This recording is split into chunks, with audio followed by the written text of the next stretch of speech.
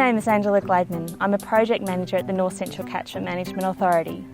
I manage the Caring for Campaspe project, a Victorian government project that works with farmers, landholders and other land managers to protect and enhance the health of the Campaspe River.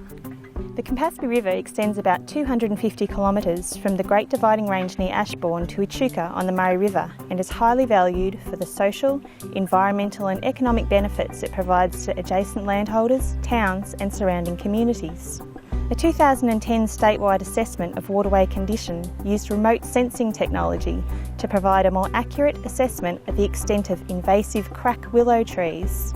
Being a declared weed of national significance, there is an expectation that natural resource managers around Australia, such as catchment management authorities, will undertake local planning and control activities to manage willow populations. Crack willows have spread aggressively throughout southeastern Australia, creating substantial economic, social and economic impacts, including reducing the quantity, quality and flow of water, increasing erosion and flooding, causing damage to nearby infrastructure, reducing available habitat for fish, birds and platypus, and obstructing access to streams for fishing and aquatic sports. There are physical and biological control techniques when it comes to controlling crack willows, which spread vegetatively by snapping off, floating downstream and lodging and regrowing into the mud.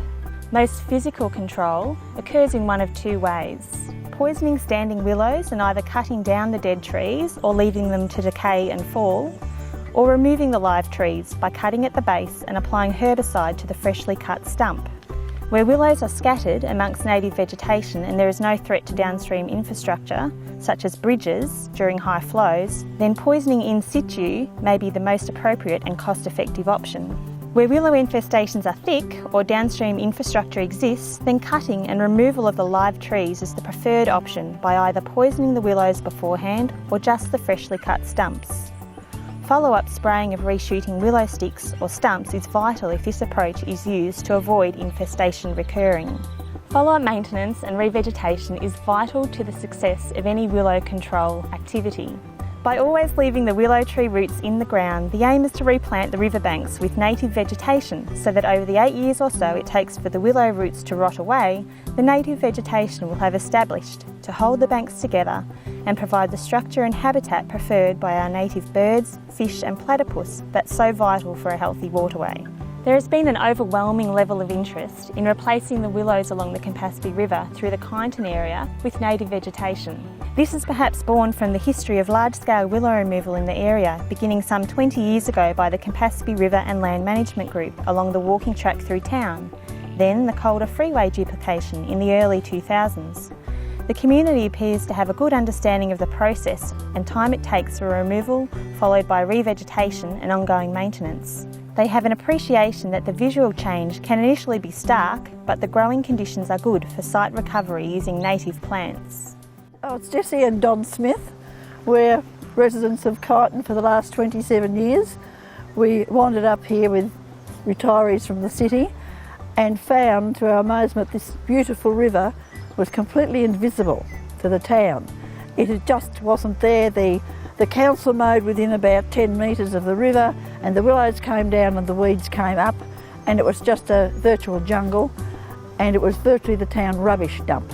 The old quarry reserve, which is now used by all the local people with the big rotunda, just was a pile of rubbish with old cars and supermarket trolleys, you name it.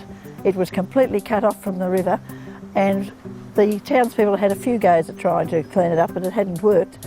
But because Don was a public servant from Melbourne and had been used to sort of administration, he knew his way around. Make a long story short, the townspeople formed a committee, they made Don their president, and we went from there. Our group's the Campaspe River and Land Management group. It's only a small body.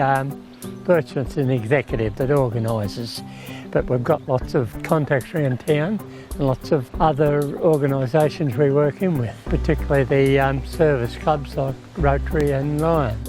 Lions did the rotunda, for instance. And that's used extensively. But you It's get people very good. interested in land care because they come along to they use that for their barbecues, then we take them for walks along, and we're really a land care group, you see, but we use the river walk to bring the community into the land care. That's their interest, and it works well.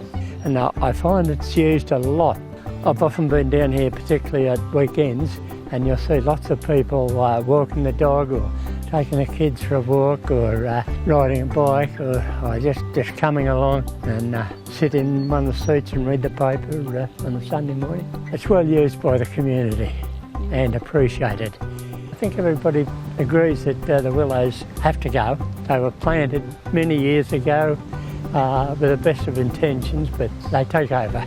They clog the river up and cause a lot of flooding.